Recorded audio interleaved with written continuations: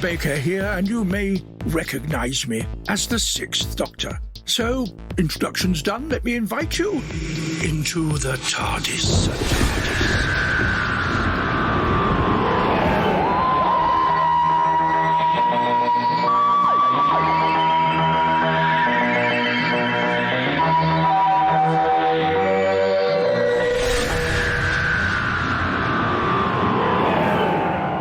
It's been a great pleasure to play the Doctor on television, stage, and in the wonderfully produced audio drama adventures made by Big Finish Productions and licensed by the BBC, which leads us to this here podcast and what it's all about. Doctor Who audio drama from Big Finish. You're in for a treat. Let's jump to it, shall we? This week, we feature the final part of The Scream of Ghosts. And if you missed the previous 3 episodes and you want to go back and listen, do feel free. Or if you're keen to jump in, let's do a quick recap for you. Interference and strange ghostly voices have drawn the Doctor to Belbury, the village where development of a mobile telephone system by Professor Caldecott has also brought UNIT in the form of the Brigadier and Joe Grant to carry out an inspection. In the course of investigating, the Brigadier has found that the villagers are disappearing, and even worse, so has the Doctor, who has seemingly been devoured by a telephone, only to appear in a strange sonic recreation of Belbury.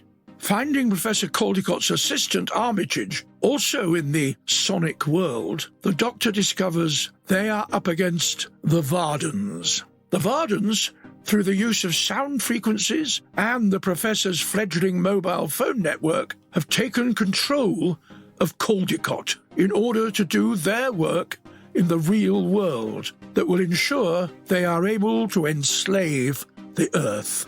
For his part, the Doctor manages to re-establish contact with Jo and begins to instruct her how she can help him defeat their enemy. The Brigadier, though, has ideas of his own on that score. With the help of one of the villagers, Warren Decland, a friend of Sergeant Benton, who goes by the handle of Concrete and who knows a thing or two himself about frequencies and sound, it becomes apparent that the use of white noise against the Vardens can defeat them. The only problem is that in the course of their actions, they are killing the inhabitants of the sonic world, including the Doctor.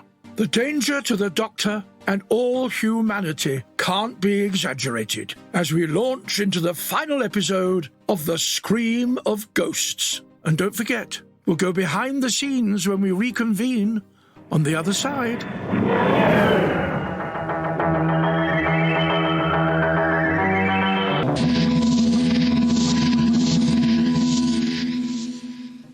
You've been listening to Doctor Who, The Third Doctor Adventures, The Scream of Ghosts by Guy Adams, starring Tim Treloar as the Doctor and Katie Manning as Jo Grant, with John Colshaw as Brigadier Lethbridge-Stewart and John Levine as Sergeant Benton. Warren was played by Dominic Wood, Caldecott, Rosalind Landor, Armitage, David Dobson, the Vardens and Bob Ellis, Guy Adams. Other parts were played by members of the cast. Script editor, John Dorney. Producer, David Richardson. Director, Nicholas Briggs. Executive producers, Nicholas Briggs and Jason Haig-Ellery. And there you have it. Jo Grant saves the day. And what about Warren's musical composition? The tune seems very familiar. If only I could place where I heard it before. Now, let's turn our attention to behind the scenes and hear from our director and writer.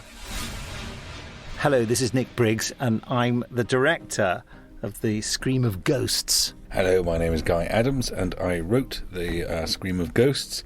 I am also invading the Earth as the Vardens, or indeed getting sucked into a television as Bob Ellis. I love the Vardens. I love the concept of the Vardens. It is a great concept. Yeah, but actually, when I was doing the storyline for this, I'm interested in electronica. I'm interested in hauntology. I liked the idea of doing Interesting what? hauntology. What's hauntology? Hauntology is It's a bit like the Nigel Neal, the stone tape thing. So that places soak up atmosphere and history, and so there are ways of evoking hauntology, either through writing or through music. So, when you listen to old pieces of electronica that are very trying to channel the 70s, and even though they're modern, it's almost like a little magic trick of evoking that time, which obviously, that's what Big Finish do. That's what we do all the time.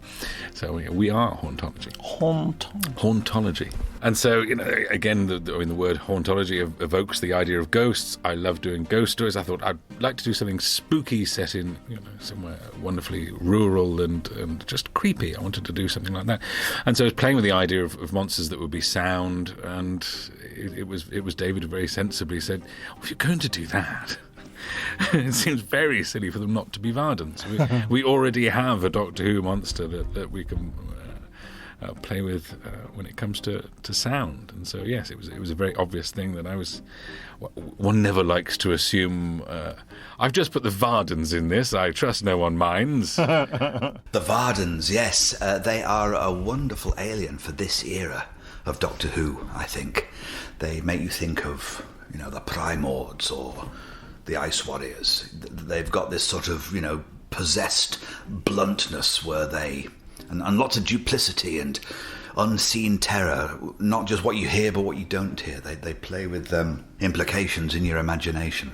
They are perfect for this era. You could just imagine this being one of Jon Pertwee's stories somewhere between 1970 and 1974. There is a habit amongst certain Doctor Who fans to write the Vardens up. I think Big Finish have done some wonderful things with the Vardens to make them a monster of a considerable threat without wishing to create spoilers for any other releases. Come on.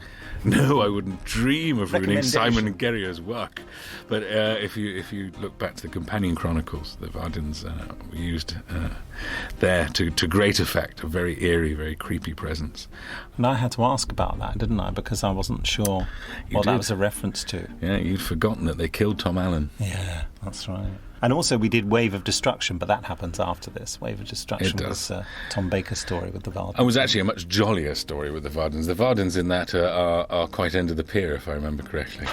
Well, they're certainly on a pirate radio ship. Yes. That's further than the end of the pier, isn't it? That's out to sea. It was quite I understand what you're saying. It was quite a jolly hour, which is a lovely thing. I like a jolly hour, but this is a far more miserable 2 hours, isn't it, Nick? It's sinister and disturbing. That's a better dark. word, yeah. It's not miserable. No. The fact that the Vardens can travel through waves, they sort of Wi-Fi themselves everywhere.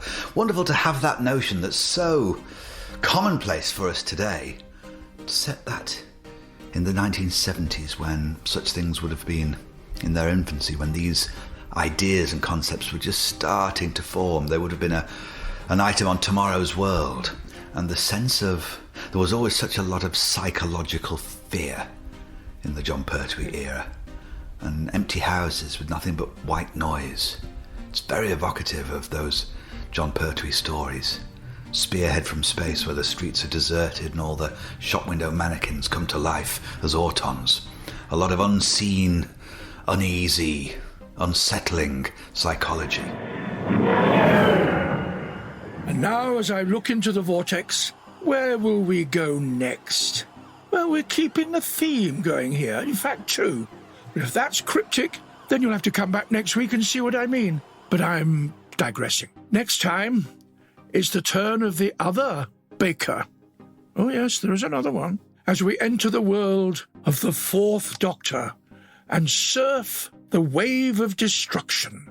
A modulated frequency wave cancellation signal isn't something the Doctor and Romana expect to detect in 1960s London. But then they don't expect to find Professor Lanchester, the man who invented it, lying unconscious. Or MI5 investigating. With the help of MI5 agent Miller, Lanchester's daughter Jill, and his nephew, a pirate radio DJ called Mark, the Doctor, Romana, and K9 investigate. They soon discover there is more at risk than they imagined, and an alien invasion is about to begin.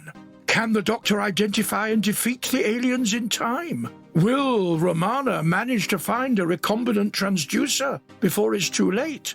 And how will K9 cope with his new job? So join me next time as you prepare to come with me into the TARDIS.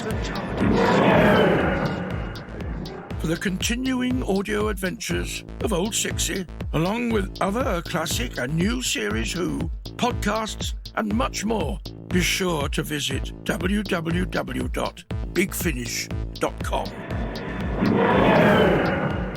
You've been listening to Into the TARDIS, hosted by me, Colin Baker, and produced by Ian Meadows. Supervising producer was Lizzie Worsdell, and executive producers are Nicholas Briggs and Jason Haig-Ellery.